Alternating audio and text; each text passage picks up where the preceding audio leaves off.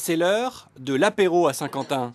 Xavier Bertrand nous a conviés à cette réunion d'appartements dans ce quartier populaire. L'idée, c'est de pouvoir rencontrer des personnes qui ne viendraient pas à des réunions traditionnelles. Pendant 2 heures, Xavier Bertrand va jouer la carte de la proximité. Celui qui est aussi le maire de la ville insiste sur les aspects locaux. Dans les réceptions de la ville, vous aurez plus souvent du cidre que du champagne. Peut-être que ça plaît moi, mais moi je fais des économies. Mais il n'oublie pas aussi de mettre en avant son carnet d'adresses d'ancien ministre.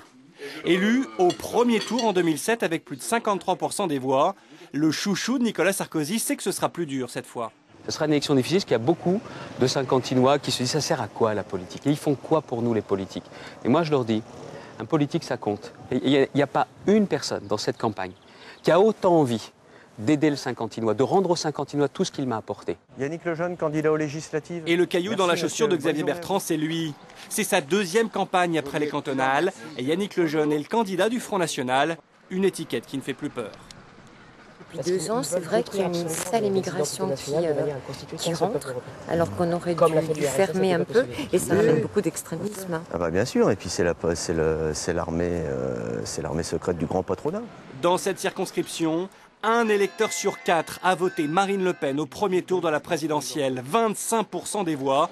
Avec un score pareil, le Front National espère se maintenir au 2e tour, provoquer une triangulaire et faire chuter l'ancien ministre. Bertrand est sur la liste noire du Front National. Ce sont eux-mêmes qui s'y ont mis. Xavier Bertrand, s'il avait travaillé pour le peuple, s'il avait été à la hauteur de ses engagements et de ses promesses, s'il avait été moins dans le déni, il serait certainement pas sur liste noire ou catalogué comme bête noire. Voilà qui pourrait faire les affaires de la gauche. La socialiste Anne Ferreira et le candidat du Front de gauche, Guy Fontaine, dénoncent, eux, le bilan de l'ancien ministre du Travail.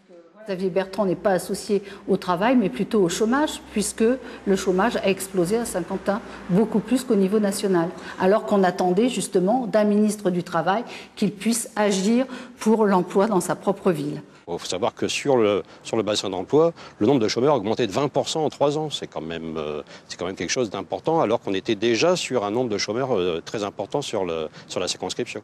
Après le tout sauf Sarkozy à Saint-Quentin, c'est donc tout sauf Bertrand.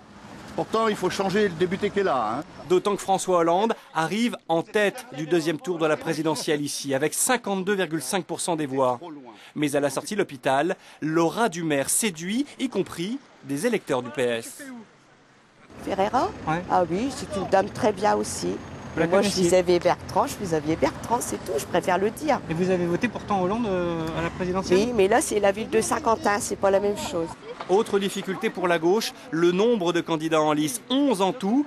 Se présente aussi Anne Zanditenaz de Lutte ouvrière, Michel Aurigny du Parti ouvrier indépendant, Antonio Ribeiro de la gauche moderne et républicaine, Paul Gironde du Centre pour la France, Sylvie Glinatsis du Mouvement écologiste indépendant, Guillaume Buil de l'Alliance écologiste indépendante et Jean-Thierry Gambert du Parti de la France.